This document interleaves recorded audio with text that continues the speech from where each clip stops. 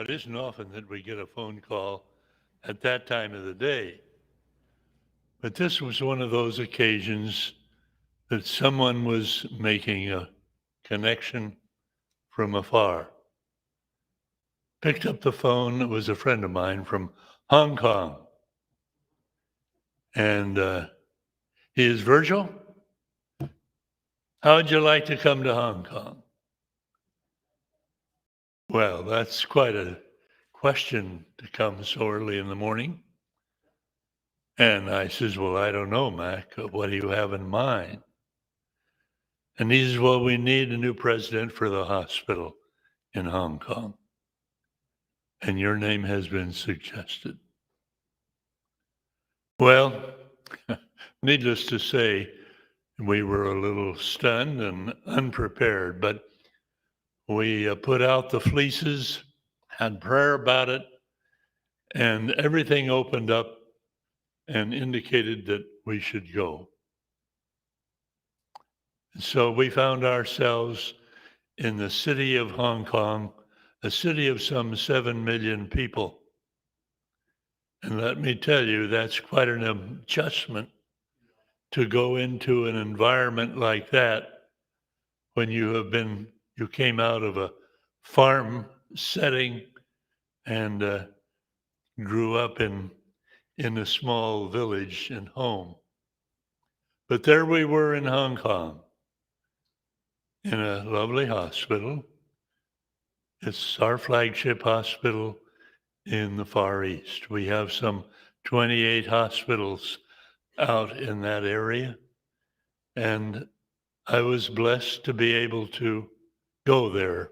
My wife and I finally settled in. And it wasn't long after we had arrived that I met a gentleman that I'll never forget. His name was Sir Run Run Shaw. The Sir came from his being, what's the word? Oh, I just suddenly lost the thought that I had. Anyway, he had been knighted by the Queen of England for his philanthropy. He was a very wealthy man. In fact, he was one of the 50 wealthiest men in the world. He had close to $100 billion. He became a very good friend.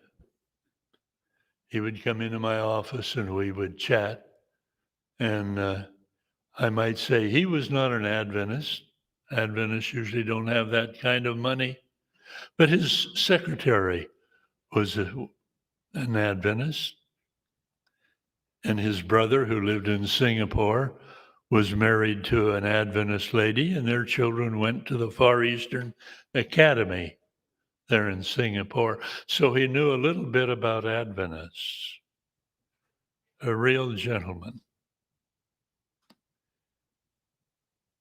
He invited me to lunch one day down in the city. And I went down there, and there was this gentleman and 9 other millionaires. I was really out of my territory with that group of people. But Sir Run Run Shaw began to discuss his desire of having a new hospital built in mainland China. And he says now these people, the other millionaires that were there, they knew nothing about Adventists, but he says, these Adventist folks, they run hospitals better than anyone. And I would like them to be involved in the development of a new hospital. And the upshot of it was, he says, we would like to build it in the city of Hangzhou, which is in Zhejiang province, a province about 135 miles, about south and a little west of Shanghai is would like to build it out in that area. Is I was born in Ningbo, which is not too far from the city of Hangzhou. And it's a beautiful city. It's the city of emperors. The emperors of China would go to Hangzhou for their summer vacation, and their palace was situated on the edge of the West Lake, there in the city of some 460,000 people. Would like to have it built there. And so the upshot of it was in the next 2 or 3 days, I flew into the city of Hangzhou and met with the deputy general and the governor of the area there. And we spent 4 days talking about all of the options that we had. They agreed that they would provide us with 20 acres of land on which the hospital would be built.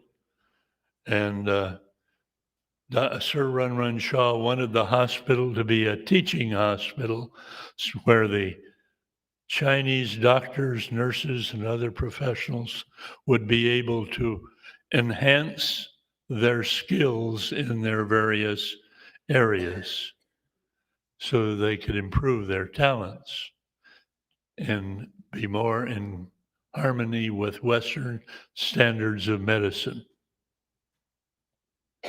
So that was Sir Run Run's desire.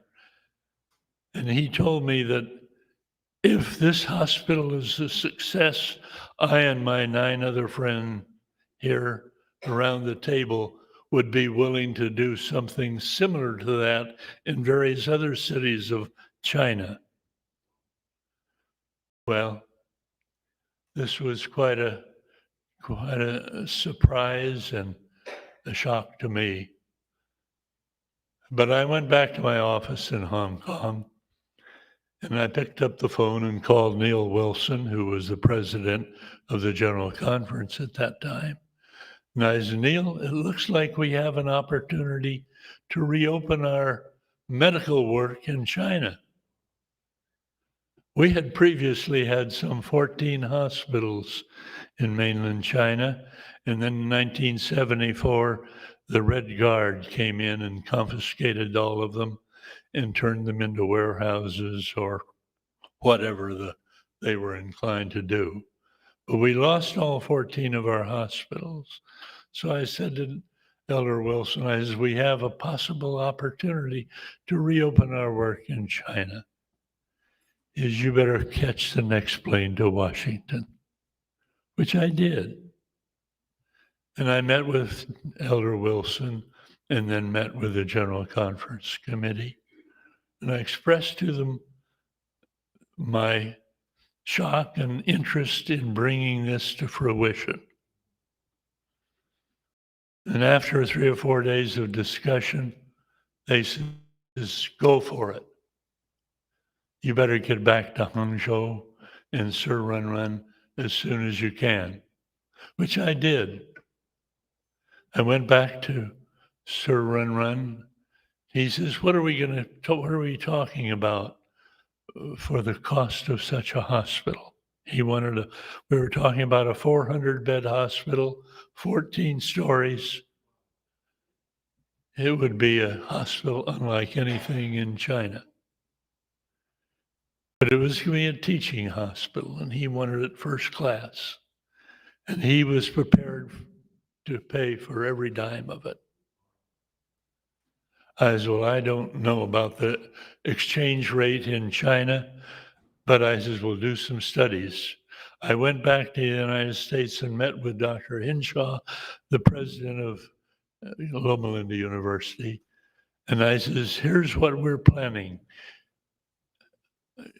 We need the architects, we need the developers, we need 15 doctors, we need 15 nursing personnel, and we went over the list of things and people that we needed. Can you help us? Can you provide us? And he was stunned too that I would be asking such a thing. As I need to get an idea from your architects as to what this project would cost. So we talked to the architects and the developers, and our I'm sorry, I don't want to run out of time, but I do want to tell you, we found out that this hospital would cost us $100 million, at least $100 million. 400 beds, 14 stories high in one of the most beautiful cities in China. And Sir Run says, that's no problem. I'll pay for every dime of it. Well,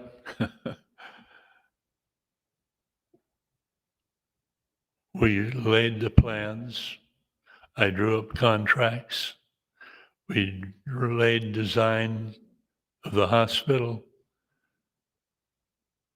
The architects, an administrator, builders, all came in from the U.S. And Sir Run put $100 million in trust solely for the development of the hospital. Now, that's quite a step. The Adventist Church could not do that. All respect to the church. This was a project unlike anything that we had become involved in. So, as a result of all of these things taking place and the money in trust, the architects on board, drawing of the plans, the preparation for construction began. And it wasn't long before the personnel had been hired and put on the job and construction began. Now that's quite a project. So for 2 years, they worked on this hospital, developing it into one of the most spectacular hospitals you will ever see.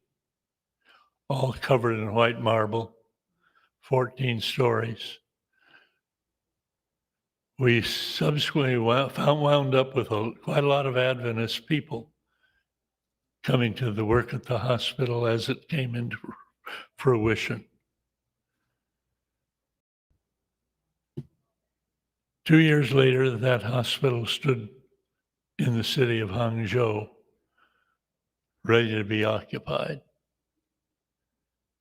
And many thousands of people from the local area were hired, put on the job. As I say, many Adventists came on board. We had an Adventist administrator, and the hospital went full bore in the city of Hangzhou. Now, that isn't the end of the story, because it became so busy and so occupied with people from all over China that they couldn't accommodate them. So today, that hospital stands there with 1,200 beds. 2 additional 400-bed towers were built alongside of it. Today, that hospital is a 1,200-bed hospital and one of the most sophisticated you will find in all of the nation. Every kind of elaborate piece of equipment that money can buy was purchased and installed and paid for by Sir Run. Not only did the hospital prosper, but the Adventists that came to work there are now attending the Adventist church in that city, and so that too is growing. The Lord has blessed like you wouldn't believe. I have found that to be one of the most exciting experiences of my life. And I'm so thankful that I had a little part to play in it.